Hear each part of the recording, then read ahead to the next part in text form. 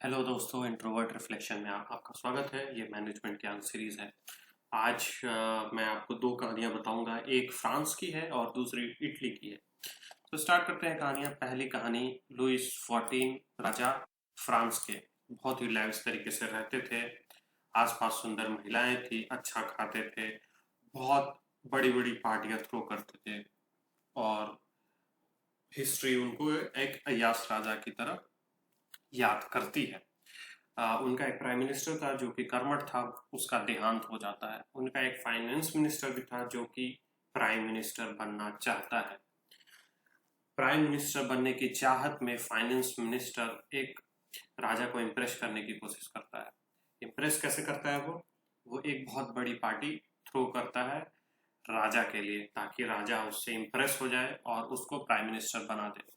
लोग बताते हैं कि ये इतनी बड़ी पार्टी थी, वैसी पार्टी फ्रांस में कभी नहीं हुई। आर्टिस्ट दुनिया भर से बुलाए गए, खाना बनाने वालों को भी दुनिया भर से बुलाया गया, सभी प्रकार के व्यंजन जितने बन सकते थे उतने बनाए गए।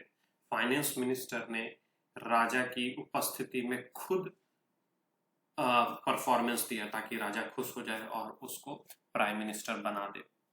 अगले दिन क्या होता है? अगले दिन फाइनेंस मिनिस्टर को जेल भेज दिया जाता है और वो पूरी जिंदगी अकेले में जेल में बिताता है। ऐसा क्या हुआ कि फाइनेंस मिनिस्टर को जेल भेजना पड़ा? ऐसा क्या हुआ कि इस पार्टी में ऐसा क्या हुआ कि फाइनेंस मिनिस्टर को अपनी पूरी जिंदगी अकेले में बितानी पड़ी? उसके बाद अगले दिन क्या होता है? किंग जो है वो नया प्राइम मिनिस्टर, नए एफएम को अपॉइंट करता है जो कि थोड़े कंजूस हुए हैं और वो उतने इंटेलिजेंट भी नहीं है, नॉर्मल एवरेज इंसान है। तो इस कहानी से क्या सीख मिलती है इसको हम देखेंगे। पहली दूसरी कहानी सुन लेते हैं। ये कहानी गैलीलियो गैलीली की। नाउ गैलीलियो, सभी को पता है, बहुत बड़े साइंटिस्ट हुए, लेकिन उनके शुरुआती दिनों में वो गरीब थे, वो पुअर थे और राजा की जेनरोसिटी पे ही उनका जीवन यापन चलता था। वो कुछ भी इन्वेंट करते थे, राजा को गिफ्ट देते थे। राजा उस एवज में उनको कुछ पैसे देता था जिनसे वो अपना जीवन यापन करते थे। गैलीलियो को ऐसा लगता था कि उनके टैलेंट से पूरी जस्टिस नहीं की जा रही है और उनको is not getting adequately paid, उनको अच्छी सैलरी नहीं मिल रही है। तो उन्होंने सोचा कि मैं अपने स्ट्रैटेजी को चेंज करता हूँ। अब वो क्या नई स्ट्रैटेजी अपनाते हैं जिससे वो इटली के कोर्ट फिलोसोफर और मैथमेटिशियन बन जाते हैं। नई स्ट्रैटेजी उनकी क्या थी इसको हम देखेंगे। उसके पहले मैं बैकग्राउंड बता देता हूँ इटली में उस समय क्या था। इटली में उस समय मेडिसी डायनेस्टी का नया नया संस्थापन हुआ था। मेडिसी डायनेस्टी में जुपिटर को बहुत पूजा जाता था, उसको भगवान का दर्जा था। और नए रूलर कसीमो नए नए सत्ता में आए थे। उनके चार भाई थे जो कि उनका मदद करते थे रूल करने में। नाउ जब नया इन्वेंशन गलीलियो ने किया जो कि टेलीस्कोप का था, उसने एक स्टोरी बनाई।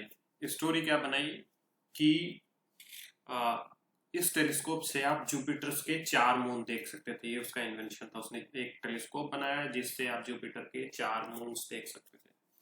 कहानी क्या गलीलियो ने बनाई कि नए राजा कसीमो का गद्दी पे आना एक ये कॉस्मिक इवेंट है और इनके चार भाई ये जुपिटर के चार मून्स के समान हैं।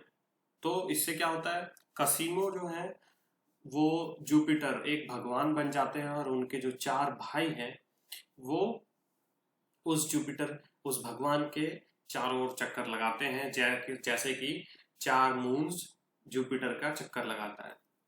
इससे क्या हुआ, जनता में ऐसा मैसेज गया कि कसीमो, किंग कसीमो का आना गद्दी पे एक ये नॉर्मल इवेंट नहीं है, ये कॉस्मिक इवेंट है। भगवान ऐसा चाह रहा है या फिर भगवान की ऐसी चाहत थी कि कसीमो आए और इससे भगवान का दर्जा कसीमो को मिलने लगा। कसीमो का प्रोजेक्शन इतना बड़ा हो गया कि उसको भगवान का दर्जा मिलने लगा।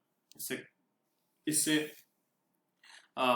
कसीमो खुश हुआ और उसने गलीलियो को कोर्ट का फिलोसफर और मैथमेटिशियन बना दिया। तो आप नोटिस करें कि ऐसा क्या स्ट्रेटजी में चेंज किया, पहले भी वो इन्वेंट करता था और जाके रूलर्स को अपने इन्वेंशन को देता था। जैसे कि इस बार उसने एक टेलीस्कोप का आविष्कार किया और वो जाके राजा को देता, ये टेलीस्कोप है, इससे आप जुपिटर के 4 मून्स को देख सकते हैं। लेकिन उसकी कहानी का इफेक्ट ये हुआ कि उसने ऐसा प्रोजेक्शन और ये कहानी ऐसा बनाया जिससे राजा खुश हुआ और उसका पावर इन्फ्लुएंस बढ़ा और उसने गलीलियो को फिलोसफर और मैथमेटिशियन बनाया।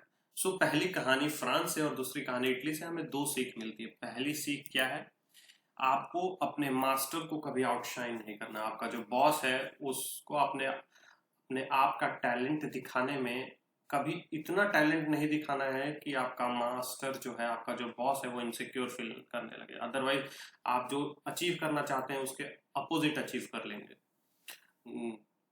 दूसरी कहानी क्या है कि अगर आप कुछ ऐसा काम कर रहे हैं जिससे जो बॉस है उसका पावर ऑफ इन्फ्लुएंस या फिर उसकी खुद की तरक्की ज्यादा हो रही है, अगर ऐसा होता है तो आपकी भी तरक्की होगी।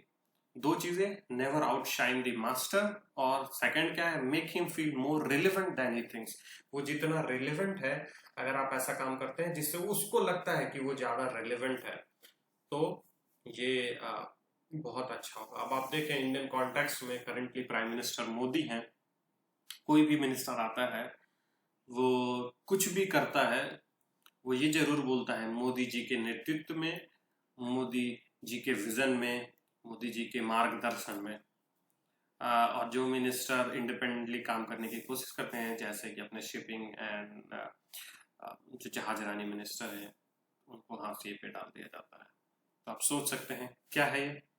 दैट्स ऑल, ये आज की कहानी थी। इससे आपको जो सीख मिलती है उसको आप इम्प्लीमेंट करें। That's all, thank you so much.